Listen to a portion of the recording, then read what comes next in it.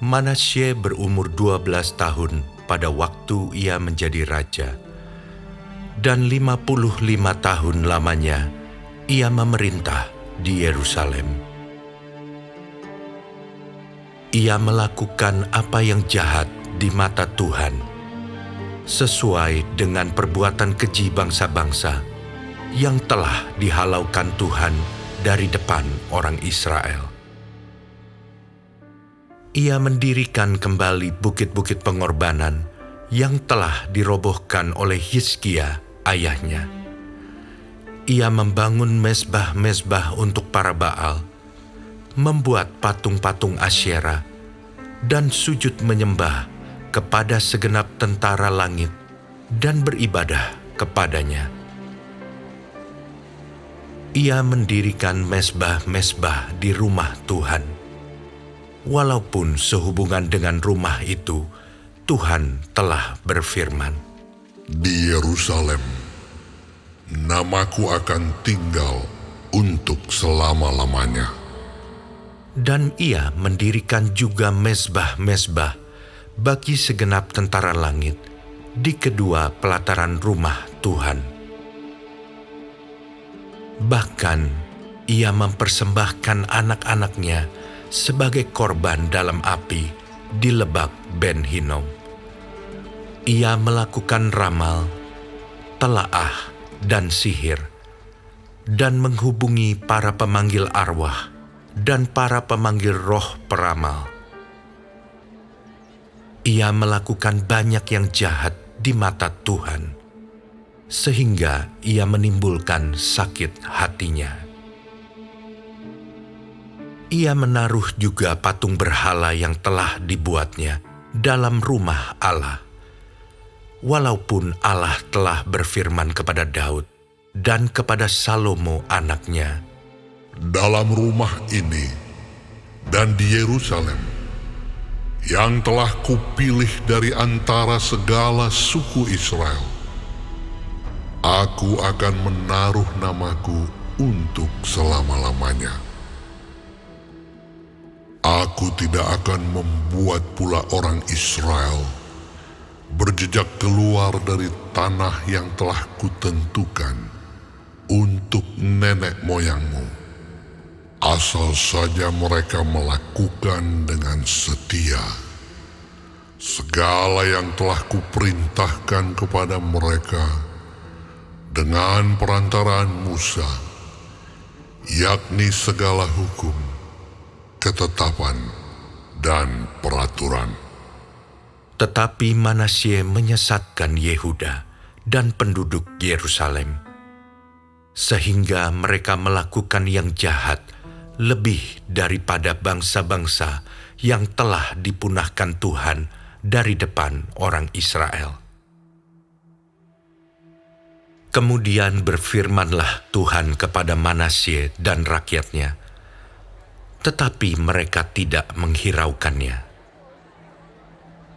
Oleh sebab itu, Tuhan mendatangkan kepada mereka panglima-panglima tentara Raja Asyur yang menangkap Manasye dengan kaitan, membelenggunya dengan rantai tembaga, dan membawanya ke Babel.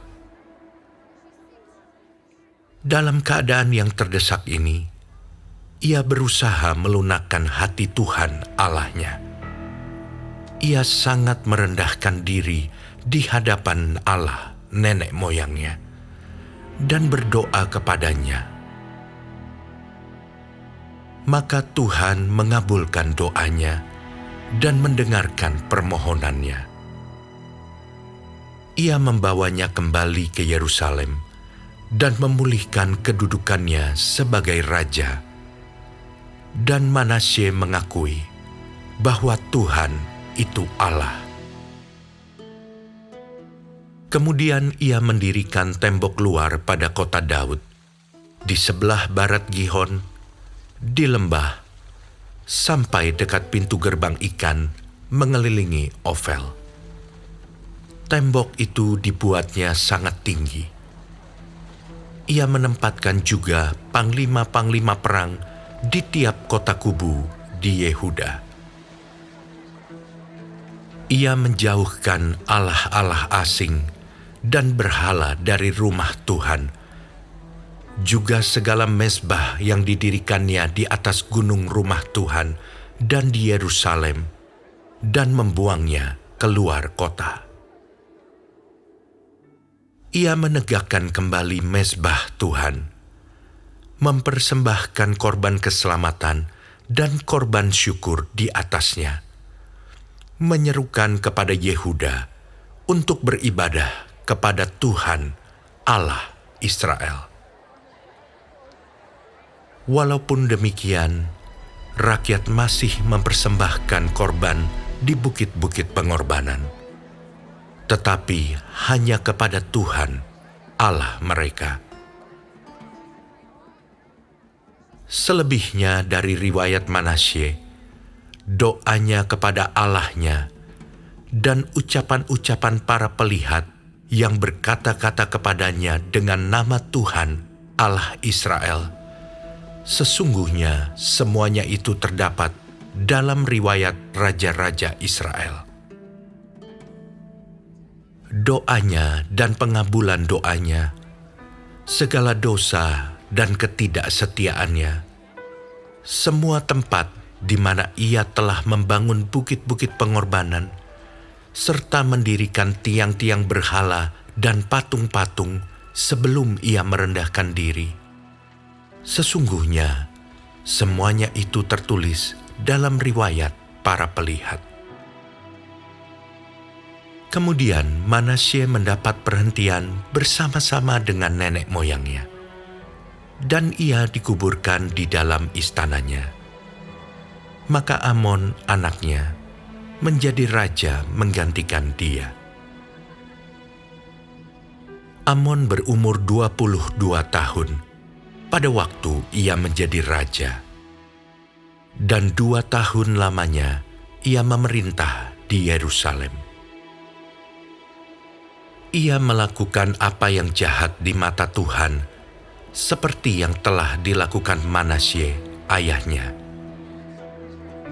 Amon mempersembahkan korban kepada segala patung yang dibuat Manasye ayahnya, dan beribadah kepada patung-patung itu. Tetapi ia tidak merendahkan diri di hadapan Tuhan, seperti Manasye ayahnya merendahkan diri. Malah Amon makin banyak kesalahannya. Maka pegawai-pegawainya mengadakan persepakatan melawan dia dan membunuhnya di istananya. Tetapi rakyat negeri itu membunuh semua orang yang mengadakan persepakatan melawan Raja Amon. Dan rakyat negeri itu mengangkat Yosia, anaknya, menjadi raja menggantikan dia.